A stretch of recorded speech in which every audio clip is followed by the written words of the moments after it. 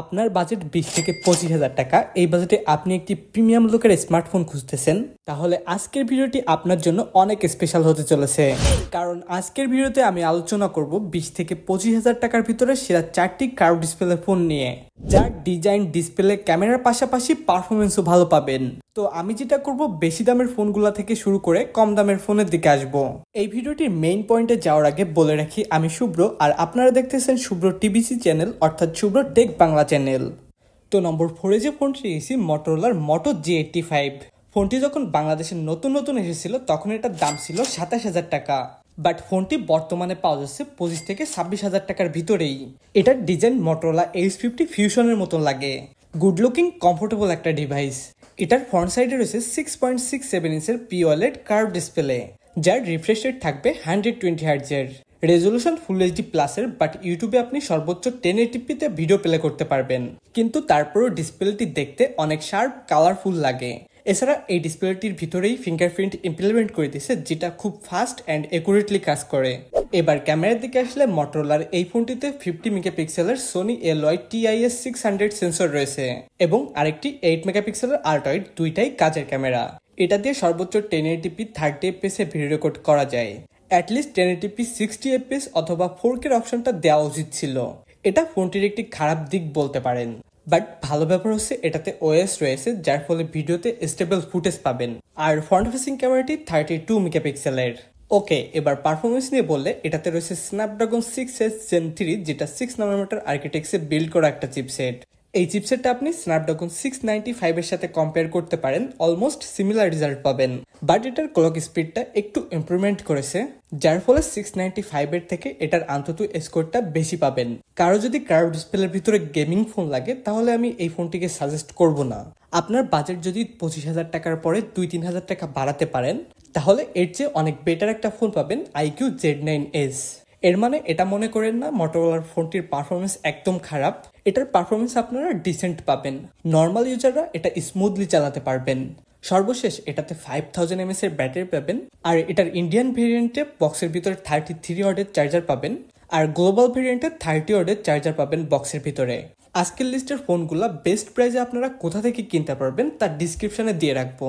তাই আপনি যদি মার্কেটের সব থেকে বেস্ট প্রাইসে এই ফোনগুলো কিনতে চান, তাহলে ডিসক্রিপশনে থাকা হোয়াটসঅ্যাপ নম্বরে যোগাযোগ করবেন। পরবর্তী যে ফোনটি রেখেছি, Honor X9B 5G।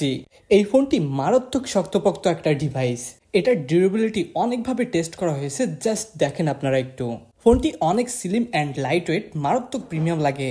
ব্যাক সাইডে লেদার ব্যাক প্যানেল, ফ্রন্ট সাইডে কার্ভ ডিসপ্লে, যেটা AMOLED 120 হার্টজের ফুল এইচডি প্লাসের ডিসপ্লে, যার সাইজ হলো 6.78 ইঞ্চের, বেশ বড়সড়ও রয়েছে।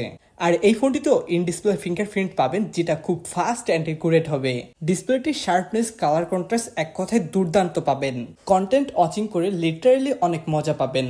এবার ডিসপ্লে সেরে ক্যামেরার দিকে আসলে, এর পিছনে ট্রিপল ক্যামেরা সেটআপ রয়েছে, যার মেইন ক্যামেরাটি হলো 108 মেগাপিক্সেলের, আর দুইটা 5 মেগাপিক্সেলের আল্ট্রাওয়াইড, 2 মেগাপিক্সেলের ম্যাক্রো সেন্সর, এবং ফ্রন্ট ফেসিং ক্যামেরাতে রয়েছে 16 মেগাপিক্সেলের শুটার। এটার মেইন ক্যামেরাতে সর্বোচ্চ 4K 30 fps এ ভিডিও রেকর্ড করা যাবে। এটার 108 মেগাপিক্সেল ক্যামেরা দিয়ে ডিজিটালি 2x পোর্ট্রেট মোডে ছবি তুলতে পারবেন। এই ফিচারটা কিন্তু খুবই ইউজফুল একটা ফিচার, কারণ অনেক পোর্ট্রেট মোডে ছবি তুললে বডি শেপনেস ঠিক থাকে না, যার ফলে ছবিগুলো দেখতে অত বেশি ভালো লাগে না। ফোনটির দাম হিসাবে এটার ক্যামেরা নিয়ে আপনারা ফুল স্যাটিসফাই থাকবেন। বাই দ্য ওয়ে, এটার দামই তো বলা হয় নাই। এটার অফিসিয়ালি 12/256GB ভেরিয়েন্টের দাম 42,000 টাকা, এবং আনঅফিসিয়ালি 8/256GB ভেরিয়েন্টের দাম 28,000 টাকা চলতেছে। কিন্তু নেক্সট ফোন বিডি থেকে ফোনটি আপনারা নিতে পারেন মাত্র 26,000 টাকায়। ফোনটির ডিসপ্লে ভালো, ক্যামেরা ভালো, এবার পারফরমেন্সের কি অবস্থা? এটা চিপসেট হিসেবে রয়েছে স্ন্যাপড্রাগন 6S Gen 1, যেটা 4 ন্যানোমিটার আর্কিটেকচারে বিল্ড করা একটা চিপসেট, এবং স্টোরেজ টাইপ 3.1, যেটা খুবই ভালো ব্যাপার। এই বাজেটে কিন্তু ম্যাক্সিমামই 2.2 স্টোরেজ টাইপ থাকে। এটার পারফরমেন্সও খারাপ না, ভালোই পাওয়া যায়। পাবজিতে স্মুথ প্লাস এক্সট্রিম সেটিং এ খেলতে পারবেন। আর হনারের প্রত্যেকটা ফোনে দেখবেন তাদের ইউআইটা অনেক অপটিমাইজ হয়। এটার ইউআইটাও অনেক ভালো অপটিমাইজ। এটা রেগুলারলি ইউজ করলে আপনারা ভালো এক্সপিরিয়েন্স পাবেন। আর ফোনটির ব্যাটারি ব্যাকআপও অনেক ভালো পাবেন, 5800 mAh এর ব্যাটারি থাকবে। আর ফোনটিকে দ্রুত চার্জ করে নেওয়ার জন্য 35 ওয়াটের চার্জারও পাবেন। সব দিক থেকে ফোনটি তো ভালো, বাট একটা প্রবলেম রয়েছে। এটাতে কিন্তু গ্রিন লাইন আসলেও আসতে পারে। সবগুলোতে যে গ্রিন লাইন আসবে এমন না, 100%-এর ভিতরে 3-4% গ্রিন লাইন ইস্যু রয়েছে। এখন AMOLED ডিসপ্লে যত ফোন রয়েছে, তার ভিতর 50%-এরও বেশি ফোনে কম বেশি গ্রিন লাইন ইস্যু রয়েছে।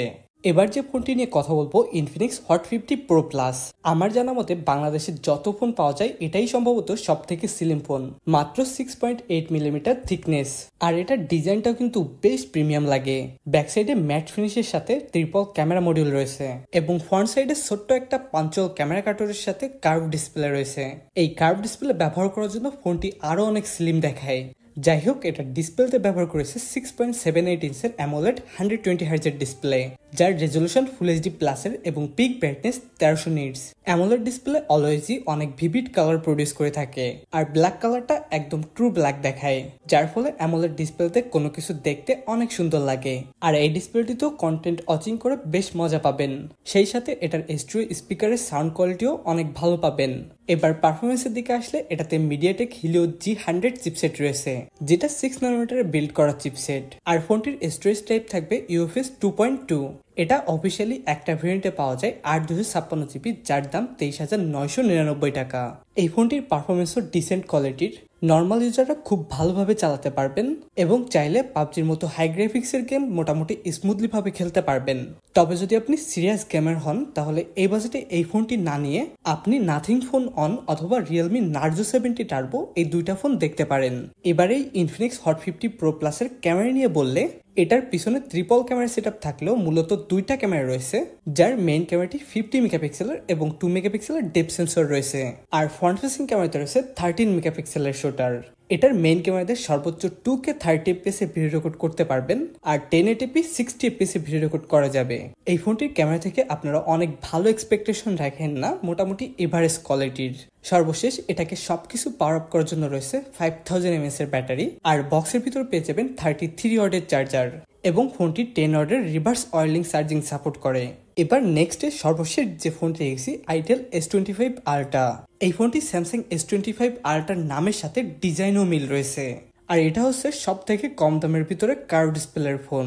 আগেরটার মতো এটাও অনেক স্লিম অ্যান্ড লাইট ওয়েট, মাত্র 6.9 মিলিমিটার থিকনেস এবং ওয়েট 163 গ্রাম। এটার সামনের দিকে রয়েছে 6.78 ইঞ্চের অ্যামোলেড 120 হার্জের ডিসপ্লে, রেজুলেশন ফুল এইচডি প্লাসের এবং পিক ব্রাইটনেস সর্বোচ্চ 1400 নিটস পর্যন্ত যাবে। অফিসিয়াল 20,000 টাকার ভিতরে এটাতে খুবই ভালো মানের ডিসপ্লে ব্যবহার করেছে, ইভেন ইন ডিসপ্লে ফিঙ্গারপ্রিন্টও দিয়েছে। তো এই বাজেটে এটার ডিসপ্লে একদম টপ নচ লেভেলের হবে, নো ডাউট। এবার ডিরেক্টলি ক্যামেরার দিকে আসলে এর পিছনে 4-5টা ক্যামেরার মতো দেখালেও মূলত একটা ক্যামেরাই কাজের, যেটা 50 মেগাপিক্সেলের। আর ফ্রন্ট ফেসিং ক্যামেরাতে থাকবে 32 মেগাপিক্সেলের শুটার। এই ফোনটির ক্যামেরা 20,000 টাকা বাজেটের ভিতরে আমার সব থেকে ভালো লেগেছে, কারণ এটার ছবির কোয়ালিটি ভালো ছিল। ইভেন ডিজিটালি জুম করে 2x পোর্ট্রেট মোডে ছবি তোলা যায়, যার এজ ডিটেকশনও খুব বেশি মিসম্যাচ করে না। আর ফ্রন্ট ফেসিং ক্যামেরাটাও বেশি মেগাপিক্সেল হবার কারণে অনেক শার্প ছবি তুলতে পারে। বাট ভালো লাগবে না আপনার এটার পারফরমেন্স। এটা চিপসেট হিসেবে পাবেন ইউনিসক T620, যেটা 12 ন্যানোমিটার বিল্ড করা একটা চিপসেট। 20,000 টাকা দিয়ে একটা ফোন কিনবেন যাতে 12 ন্যানোমিটার চিপসেট থাকবে, 2025-এ এসে এটা একদমই বেমানান। বাট এটার অন্য সাইডগুলো যেহেতু অনেক ভালো দিচ্ছে, তাই এটা চিপসেটটাও যদি ভালো দিত তখন কিন্তু এই দামে ফোনটি পাওয়া যাইত না। এই ফোনটা ডেডিকেটেড ইউজারদের টার্গেট করে বানানো হয়েছে, যারা নর্মাল ইউজার অনেক বেশি মিডিয়া কনজিউম করেন, ডিজাইনটা মাস্ট বি সুন্দর থাকা লাগবে, তাদেরকে মূলত টার্গেট করে ফোনটি বানানো হয়েছে। এই বাজেটে কার্ভ ডিসপ্লের ভিতরে এটার আরেকটা কম্পিটিটর রয়েছে হিলিও 100, যেটা আইটেলের ফোনটি থেকে কিছুটা বেটার পারফরমেন্স করবে, আবার ক্যামেরা ডিসপ্লের দিক থেকে আইটেল এগিয়ে থাকবে।